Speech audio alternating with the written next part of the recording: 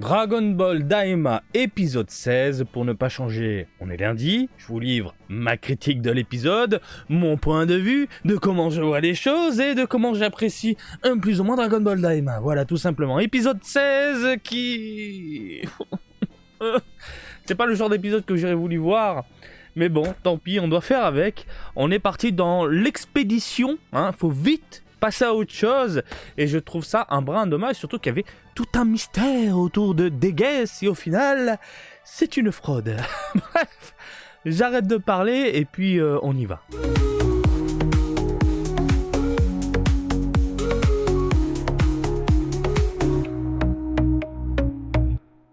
Gros plan, ma gueule. Alors pour commencer, vous le savez, vous en avez l'habitude. Maintenant, j'aime parler de l'image, en premier lieu. J'aime parler de ce qu'on voit sur notre téléviseur, sur notre écran, et que dire, mis à part que c'est beau. C'est beau. Voilà, j'ai trouvé l'épisode super joli, j'aime beaucoup les backgrounds, j'aime beaucoup les paysages, les décors, les environnements. C'est vraiment le super méga point fort de Dragon Ball Daima, c'est vraiment ça, les décors, les environnements, c'est superbe, c'est soigné, c'est impeccable. L'épisode, il est clinquant, il est fluide, il est coloré, bon ben bref. Et j'ai surtout particulièrement aimé les gros plans sur les visages. J'ai bien aimé. Franchement, ça rend super bien, c'est fin, c'est soigné, avec des jeux d'ombre et de lumière plaisants à regarder, voilà. Donc franchement, j'ai rien à dire de ce côté-là. Épisode 16, plutôt convaincant, niveau visuel.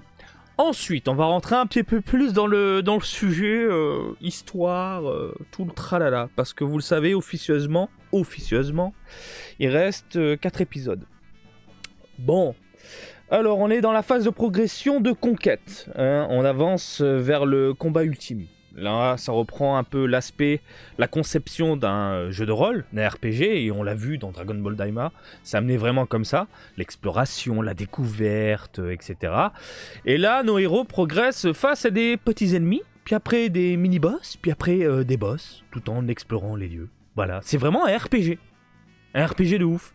T'as l'impression de jouer à un jeu vidéo, mais tu joues pas, tu regardes. Bon, nos protagonistes font face aux Tokusentai de ce monde, les espèces de super-héros, mais version méchants, voilà. Et comme je l'imaginais, ils sont nuls à chier. Ils sont nuls à chier. Voilà, donc c'est pas surprenant de ce côté-là. En même temps, on l'avait compris dès le début. Quand ils sont avec les Majin, la façon dont il réagit, la façon dont il parle également, c'est vraiment le côté convivial, amusant, décalé pour les enfants, et ça passe, ça passe pour eux, voilà, pour eux. Bref, ils ont amené des personnages légers, amusants pour les gamins, comme je viens de te le dire, qui jouent beaucoup sur les super-héros du moment. C'est pas... ils ont fait un copier-coller des Ginyu Tokusentai, non, ils essayent encore une fois de se baser sur... Ce qui attire les petits enfants japonais en ce moment, ça reste quand même les super-héros, les live-action et compagnie. Et je vous en ai déjà parlé dans d'autres vidéos, c'est vraiment un truc important pour eux. Les super-héros comme ça, donc amener encore des super-héros Sentai, les Power Rangers si vous préférez, dans un dessin animé comme ça fonctionne sur eux. Et je le vois autour de moi, quand je vois les gamins qui s'amusent à faire des poses de super-héros tirés de Dragon Ball Daima, donc voilà. Bref, c'était expéditif, c'était expéditif tout ça, même si j'ai bien aimé le « je m'en bats les couilles » de Vegeta. Voilà, Vegeta reste Vegeta, lui je m'en bats les couilles, allez hop, en 2 temps, 3 mouvements, hop, je nique tout le monde, je supprime mes adversaires en un claquement de doigts, bisous, au revoir, on passe à autre chose. Ouais, c'est vraiment le mot du jour, c'est vraiment le mot qui résume bien cet épisode, expéditif. Ça met un peu la rage, bref, allez, on va parler de Dégès. La fraude. Ah putain de fraude, c'est une déception quoi. C'est une putain de déception, ça a été expéditif en mode allez, on s'en bat les couilles, on envoie la sauce. Et ça me fait chier. Pourquoi ça me fait chier? Parce qu'il est beau gosse. Quoi? Ça te fait chier parce qu'il est beau gosse? Non, parce qu'il est beau gosse. En fait, j'aime son design. Il est badass. J'aime bien sa voix, il a une sacrée voix en plus.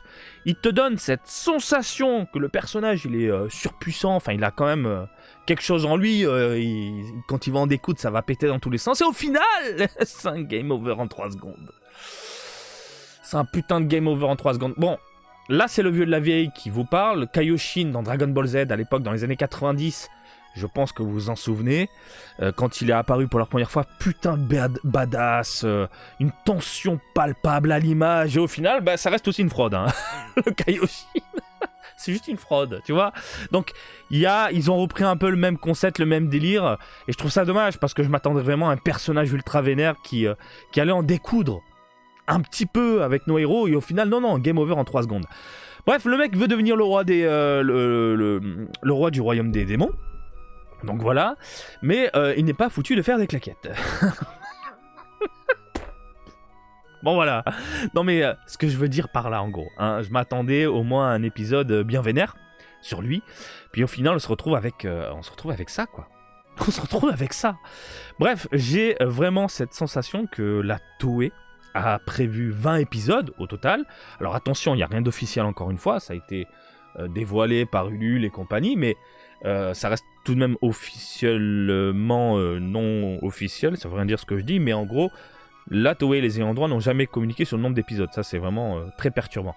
Mais en attendant, il y a 2-3 trucs qui laissent penser que ça va durer 20 épisodes. Bref, j'en reviens à ce que je voulais dire. La Toei, j'imagine, a prévu 20 épisodes. Et en gros, comme on n'a pas le temps d'étoffer, mais vraiment on n'a pas le temps d'étoffer, on termine à l'arrache. Dans ce cas-là, tu mets pas un filler. Bon, le filler a été apprécié par les Japonais.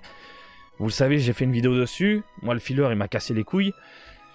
Mais, tu vois ce que je veux dire? Tu fais pas des épisodes où ça tire sur la longueur, où on part en exploration, machin, etc. Donc, tu essaies d'avancer et de faire d'amener un équilibre entre les personnages qui te titillent un petit peu le cerveau, qui au final se fait exploser en 3 secondes, et je sais pas, et tu vires un peu le filler, voilà, tu amènes un équilibre.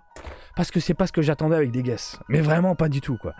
Bref, on lui balance un chapeau sur la gueule et ça passe. Non, ou pas, non, ça passe pas. Vraiment, vraiment dommage. De ce côté-là, bref, dégoûté.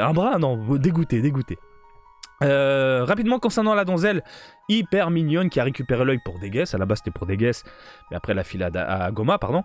Je la trouve super délirante, hein. Son caractère, la façon dont elle bouge, elle me fait penser à certaines japonaises que je fréquente, ce côté un peu niais, entre guillemets, ça m'a grave amusé. Bref, elle me fait aussi penser à des personnages de Dragon Quest. Dans l'esprit, dans le design, je trouve ça plutôt cool. Son côté gnangnan, au final, il échoue. Hein, et c'est elle qui met l'œil dans le crâne de Goma.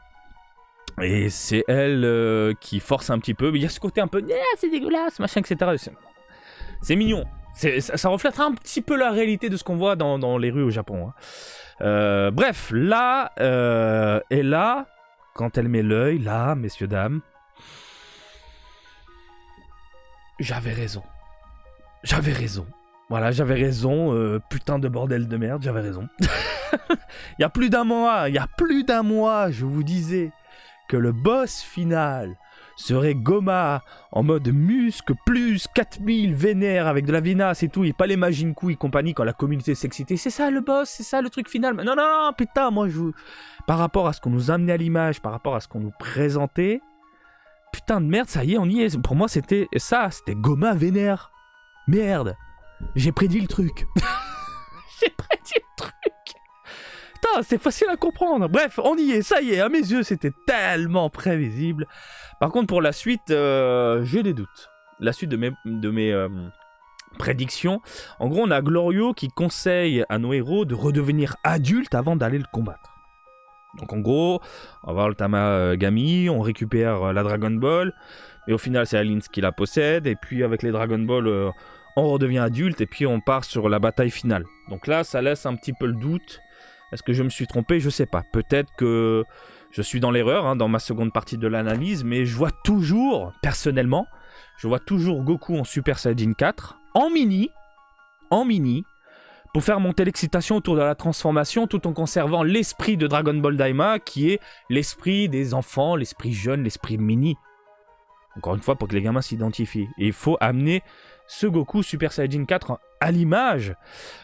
Pourquoi je dis ça? Parce qu'encore une fois, au vu de comment l'histoire elle est amenée, les personnes qui sont derrière la conception de Daima, Nakatsuru est là, Nakatsuru, c'est Monsieur Super Saiyajin 4, je tiens à le rappeler.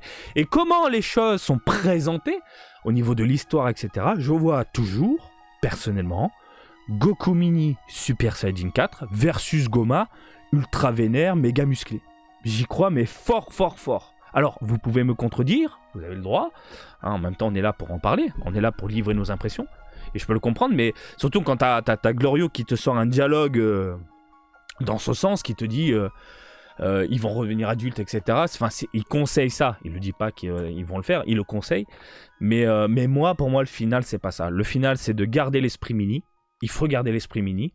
Il faut le power-up de dingue de Goku, parce qu'il n'en a pas eu. Ça reste le héros de Dragon Ball de toute façon, donc il faut vraiment le power-up de Goku. Et quoi de mieux pour contenter les vieux de la vieille aussi, par rapport à Dragon Ball GT, tout en sachant qu'il y a, c'est pas n'importe qui derrière Daima, quoi de mieux que d'amener le Super Saiyajin 4 ? C'est une putain d'évidence à mes yeux.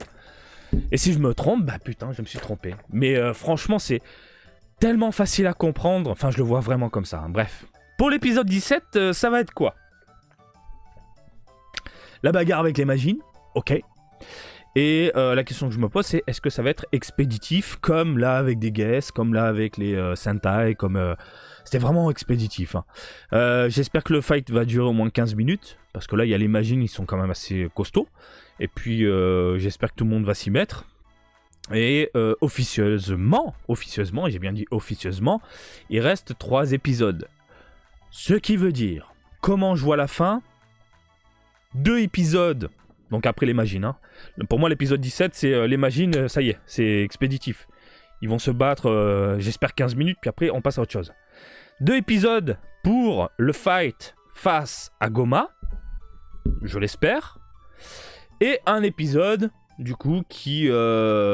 comment dire ? C'est un épisode pour le blabla final. On redevient adulte, on utilise les Dragon Ball. Pour moi, les Dragon Ball seront utilisés à la fin pour redevenir adulte et repartir ensuite sur Terre. Hein, tout simplement, je le vois vraiment comme ça. Voilà. Donc, j'espère qu'on va pouvoir s'en mettre plein la gueule. Non pas cette semaine, mais la semaine d'après. Dans 2 semaines. J'ai très très hâte de voir le fight face à Goma. Voilà, j'ai pour le moment une prédiction de validée sur 2. Et puis on verra comment se déroule la suite. Mais pour l'épisode du jour, c'est expéditif, c'est le mot du jour. Et un peu de déception, un peu beaucoup même. Un peu de déception quoi. Fait chier quoi. Des guests qui se fait exterminer par un chapeau, ça m'a un peu en mode... fait chier quoi. Dommage. Dommage, j'ai loupé le truc, messieurs, dames. Allez, je vous laisse tranquille, n'hésitez pas à réagir tranquillement entre vous dans les commentaires, on est là pour en parler. Et comme d'habitude, je vous invite à me suivre sur Twitter, Facebook, Twitch et TikTok, Marty Japan. Et je vous dis à très bientôt. Allez, salut, bisous, ciao, ciao!